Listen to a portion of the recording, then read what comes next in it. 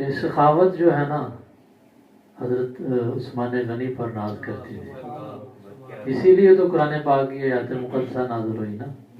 آپ نے تائید کی ہے پہلے کہ شان نزول کیوں ہوا اس آیت کا، اسی وجہ سے ہوا تھا. ناظرین و سامعین، ہمیں سانپ بن کر اپنے مال پر، میرے لیے بھی پیغام ہے سب کے لیے، اگر میرے پاس اتنا مال ہے، زکوٰۃ کا نصاب کے حساب سے میرے پاس اگر مال ہے تو میں اس کی زکوٰۃ نکالوں. دینا اللہ کی راہ میں، فائدہ پھر بھی ہمارا ہو رہا ہے، اللہ کی راہ میں ہم دے رہے ہوتے ہیں. یعنی نیکی کر دریا میں ڈال، اللہ کو راضی کرنے کے لیے، اللہ کو حاصل کرنے کے لیے یہ بہت بڑا ذریعہ ہے. کہ اگر آپ میں غنی بننا چاہتے ہیں، سخی بننا چاہتے ہیں، مالدار بننا چاہتے ہیں، تو مجھے اور آپ کو چاہیے کہ اللہ کی راہ میں خرچ کریں.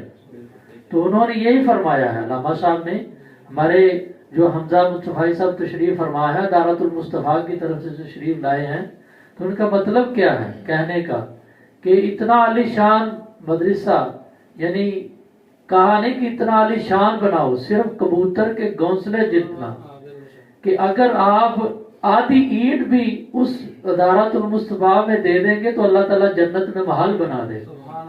گھر نہیں، محل. گھر اور ہوتا ہے، محل اور ہوتا ہے. یعنی محل اسے کہتے ہیں کہ اس کے اندر 7 دروازے ہوں گے اور 7 دروازوں پر حوریں بیٹھی ہوں گی، اور 7 حوروں کے سامنے یعنی کہ ان کے غلامان، یعنی حوروں کے ساتھ بہت سارا وسیع انتظام کیا جائے گا اس بندے کے لیے جو اللہ کی راہ میں ایک آدھی اینٹ کے برابر دارت المصطفیٰ، ادارہ فضان مدینہ، یعنی جتنے بھی ادارے ہیں، جتنے بھی رفائی کام کر رہے ہیں، دکھلاوے والے رفائی کام نہیں، یعنی جو اعلیٰ ظرف رکھتے ہیں، مقام رکھتے ہیں، ادارے بہت زیادہ ملتے ہیں، ہمیں دیکھنے میں آتا ہے، بہت سننے میں بھی آتا ہے. تو ماشاءاللہ ادھر طلباء پڑھتے ہیں، حق ہے ان کا، بنتا ہے. تو ہمیں چاہیے کہ ہم جو ہے یہ موضوع اس لیے رکھا ہے ناظرین و سامعین کہ یہ سب کو حکم دیا ہے کہ زکوٰۃ اپنے مال کی نکالو.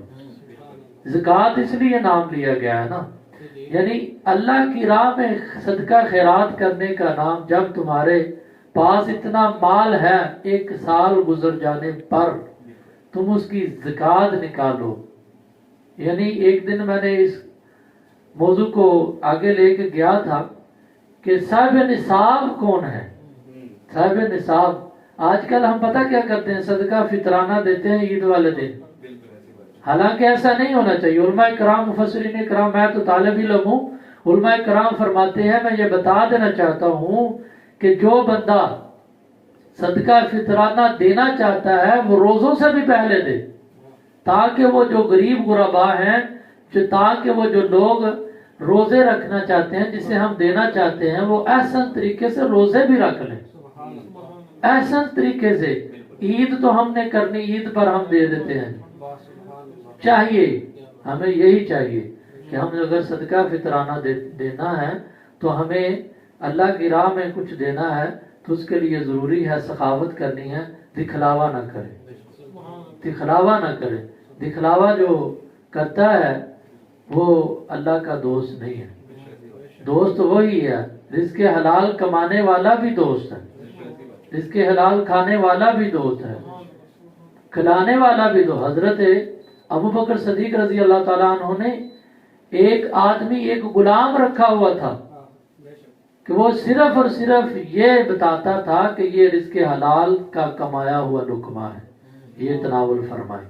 ایک دن بھوک زیادہ لگی تھی تو جلدی جلدی سے انہوں نے تناول کر لیا، کھا لیا. جب کھا لیا نا تو کہا کہ یا سیدنا ابو بکر صدیق، آج آپ نے پوچھا نہیں، آج آپ نے پوچھا نہیں، کیا وجہ بنی؟ آپ نے جلدی جلدی تناول کر لیا، مجھے آپ نے رکھا اس لیے ہے، کیا وجہ بنی؟ کہا کہ مجھے بھوک زیادہ لگی ہوئی تھی، میں نے فوراً کھانا. ہاں پھر بتا دو کیا وجہ بنی ہے. تو فرمایا کہ میں بتا دینا چاہتا ہوں، میں نے اس لیے غلام رکھا ہے کہ حلال لقمہ ہمارے پیٹ میں جانا چاہیے.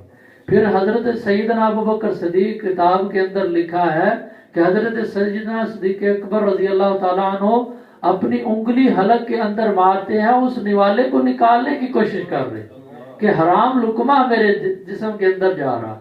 اندازہ فرمائیں ناظرین و سامعین، اندازہ فرمائیں کہ حضرت سیدنا ابو بکر صدیق خلیفہ اول، یعنی کہ ان کا یہ پیغام ہے ہمارے لیے کہ اگر حرام لقمہ پھر انہوں نے نکال دیا، نہیں نکل رہا تھا، نہیں باہر آ رہا تھا، کہہ نہیں ہو رہی تھی، پھر ساتھ جو ساتھی بیٹھے تھے، بزرگ حضرات بیٹھے تھے، انہوں نے فرمایا کہ آپ اس نوالے کو نکالنا چاہتے ہیں تو آپ ایسا کریں، گرم پانی وہ پئیں، اس سے نوالا آپ کا باہر آ جائے گا.